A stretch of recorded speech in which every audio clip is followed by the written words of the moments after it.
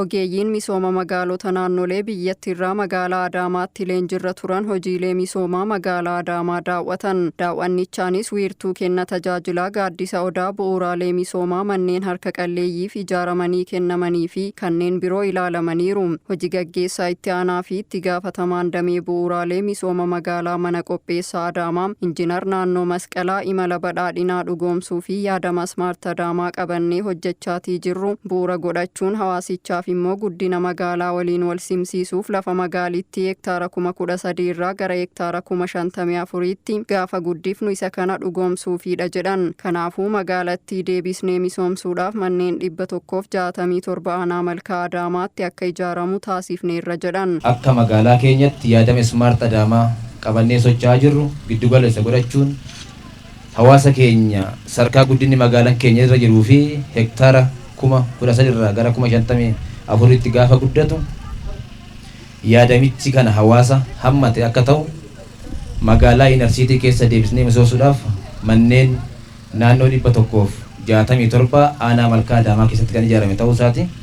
Kanarraa ka'ee keessummaan keenya guyyaa irraa sarkaa ministeera irraa sarkaa naannolee irraa asitti argame hojii kana laalee beekamtii akka kennuu fi san qofa osoo hin taane muuxannoo fudhatamuu qabu akka fudhatan. Hojiileen misoomaa fakkeenyummaa qaban hedduun kantiibaa magaalaatiin murteewwan jajjabduu dabarsuun hoogganamaa akka turan kan eeran Injiinar Naannoon tokkummaan biyyaa cimuu kan danda'u immoo rakkina qabnu waliif beeknee wal gargaaruun hojjechuu yoo dandeenyedha jedhan. Isa qofa osoo hin taane hojiiwwan misoomaa biroos akka magaalaa keenyatti ilaalamaa ture keessattuu yaadame Smaart Adaamaa hooggansi keenya kabajamoo kantiibaan keenya abummaan magaalaa hoogganu murteewwan gurguddoo murteessuudhaan yaadame Smaart Adaamaa qabattee guddachuu qabdu laalaa turres agarreerra.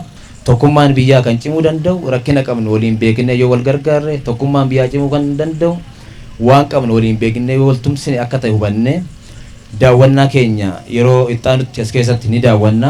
Gorsaa ministeera magaalaa fi bu'uuraalee misoomaa obbo Gosaa Nagaash hojiileen misoomaa magaalaa Adaamaatti hojjetaman kan jajjabeeffamuu qabanii fi akka muuxannootti irraa fudhatamuu qaba jedhaniiru. Wanni martuu hojiidhaan agarsiisuu waan ta'eef ijaan argaa jirra. Jijjiiramni jiru baay'ee nama gammachiisa. Daawwiin duratti raawwanne illee waan guddaadha. Kun Adaamaan magaalota kaawwan guddaa hagam akka deemte waan agarsiisuuf hojii jalqabda kan itti fufuu qabdanii kana caalaa moo deemtanii namni biraa magaalli biraa akka irraa baratu akka taasiftan gochuuf. Warreen daawwii irratti arginee dubbifnes magaalaan Adaamaa magaalaa muuxannoon irraa waraabamu ta'uu dubbatanii muuxannoo kana nutis gara mana hojii keenyaatti fudhannee kan irratti hojjennu ta'a jedhan. Daawwii magaalaa Adaamaa keessatti taasifne baay'ee hawwataa ture.